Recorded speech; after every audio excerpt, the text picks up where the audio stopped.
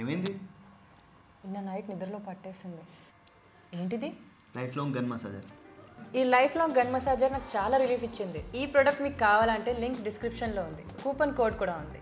అది అప్లై చేస్తే 5% డిస్కౌంట్ కూడా వస్తుంది.